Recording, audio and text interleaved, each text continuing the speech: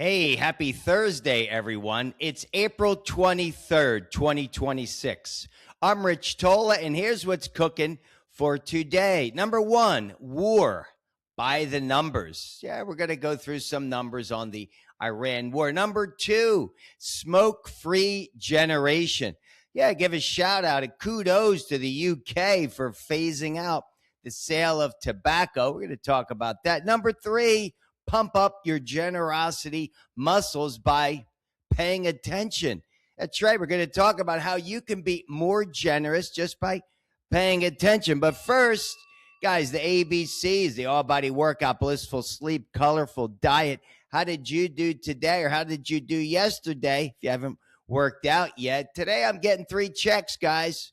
Feeling good. The pain's still there, but managed. I got a good workout today. Slept well last night. Back on the eggs, kale, apple, added some honey, guys. I went and bought some organic honey. So I'm going to be doing like I don't know, spoonful of that a day. I thought, why not bring it in? But again, got to be getting a workout in. Got to be working on all 3 of these guys. The ABCs, they're crucial. All right, let's jump right into this. The Iran war. I wrote down 10 things. These are 10 numbers. I mean, you're seeing this in the news.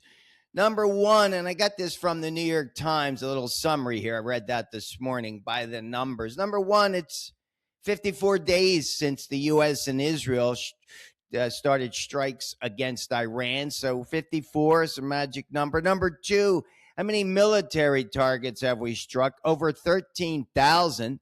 Number three, how many people killed? Over 3,000 people killed. They said 1,700 civilians, and we know that there's 13 U.S. service members killed. Number six, we know there's 20% or 1/5 of the world's oil supply goes through the Strait of Hormuz. So we know that. Number seven, how many ships typically sail through the strait on an average day? 130. Number eight, number of ships that went through on Tuesday. 2 days ago, 1. That's it. Number nine, number percentage. I like this. Percentage of Americans who support the war, or I guess our efforts over there. 1/3. 1/3 of the people do. And percentage of Americans, this one's always like it's 50%. Percent of Americans who believe we're doing the right thing versus those who are not thinking we're doing the right thing. What do you think? I mean, we're split. The country's split on everything. I mean, I used these 2 words back when I said we got to get out. Hey, we did our job. I totally understand about the no nukes, but how long do we stay? I mean, what do we do? I mean, we stay for another 54 days? I don't know. I mean, what are your thoughts? But hey, everybody's got a different opinion. We talk about that with the Tola takeaways, but all I know is war, 3-letter word, is also a 3-letter word. Bad, B-A-D. So hopefully we stop it soon. Hey, speaking of bad, this is good. Kudos to the United Kingdom. UK to the rescue. This is a great thing, guys. They passed a bill this week. Now it has to go through the royal assent, it's called. It's got to, pending royal assent. But anyone born after 2008, that means from January 1st, 2009 forward, will be permanently banned from purchasing cigarettes, vapes, or heated tobacco. And I love this. There's 64,000 people die each year in England from tobacco-related causes. You know how many people die in the U.S.? It's over 480,000 people. Talk about, well, it's the leading cause worldwide. We know more than 7 million people die worldwide from tobacco-related causes. Again, in the U.S., we're close to 500,000. What's it cost? The UK healthcare system, smoking-related illnesses, including cancer and heart disease, is $4 billion annually. Hey, in the U.S., we spend $240 billion medically related expenses. Hey, it says it costs us $600 billion in lost productivity.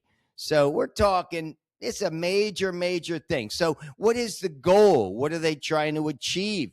They said that they're going to reduce the smoking population amongst young people by 5% They said in the next 15 years. All right. They said over the next 50 years, they said they're going to save 88,000 life years. Yeah, I don't know where they're coming up with these numbers, but hey, guys, it's good. It's good news. I mean, we should be doing that in the US. Now, I know they don't ban them. I mean, kids can actually smoke. You're allowed to smoke, but you can't buy the products. Yeah, I think that's a good thing. You got to start with the source. All right, let's jump right into this last one, generosity. Read this in an article today, Epic Health. It turns out, it says generosity has much less to do with kindness than it does with you paying attention. And I'm going to give you an example. It happened to me the other day because generosity is a choice.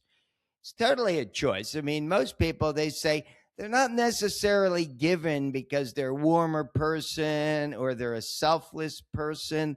It's because they notice better. They notice more. All right, there's a new study. You guys can look this up. It says generosity, it's more than a moral lesson, and it can be shaped and it can be strengthened without a doubt. I mean, hey, they teach you that. My very first acting class, it's all about paying attention. It's about it's not about, hey guys, you watch films, it's not about the lines, right? It's what's behind the lines. It's the emotion. So when you're paying attention, when you're in that, when you're in the moment and you're truly listening and feeling the other person, you're going to react differently in that scene, or you're going to emote. The emotions come not necessarily from the words. Same thing here when you're paying attention. And it talks about, you read the report, it's like this simulation. You have different parts of your brain coming together, syncing together. But basically, generosity, it's a feel good, but it's also something you can learn and develop. But again, it starts with paying attention. It says it begins with awareness and continues with empathy. Attentional bias is what they're calling it.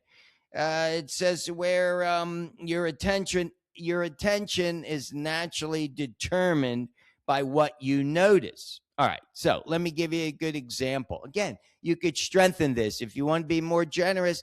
And it's not about how much money you make, guys. You could give away anything. I mean, it doesn't have to be money. But okay, so I'm in a fast food restaurant the other day. I do go to fast food. What can I say? And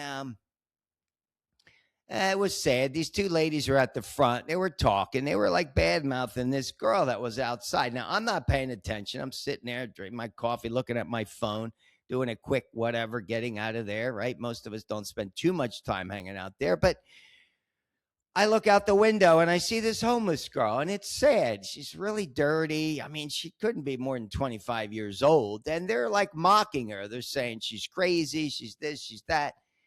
And I'm like noticing, and I'm like, just by looking at this woman, I kind of felt it. I felt really sad, and it was a feeling of, how can I help this girl? Just by really watching her, and what is she doing? I mean, it was definitely someone who needed some mental support, maybe mental health, but these two women, but by them mocking her and drawing attention to her being a crazy person who came in there, I wanted to go give her money, give her food, but and then I got a little bit like, how do I do that? I got to go up to this crazy person on the street. Yeah, my experience with homeless has never been that good from my experiences in LA, so I didn't do it, but I did. I stared at her for probably like 10 minutes watching, and I felt more empathetic towards her. The more I watched her, you feel sad for these people who are less fortunate. So I wanted to do something about her. Forget the ladies talking about her, but it prompted something in me. So again, give whatever you can. I mean, we talked about this Earth Day. I was picking up trash yesterday in our parking lot because, hey, any little bit you do is going to help the universe, going to help society, help the fellow man. So, hey, pay attention to people and be more generous. All right, guys, let's wrap it up with the 3 Tola takeaways because they're crucial, I think. Number 1, got to respect the ABCs every single day. Got to be working out, sleeping, eating right. These are choices we have, people, without a doubt. Number 2, pick up the phone. Go visit somebody. Spread your love today to someone else who could need it. Maybe there's some loneliness out there you can help with. And finally, always be willing to accept another person's opinion. Just because it's not yours doesn't mean it's wrong. All right, guys, have an awesome day. And as always, get your workout in. Peace.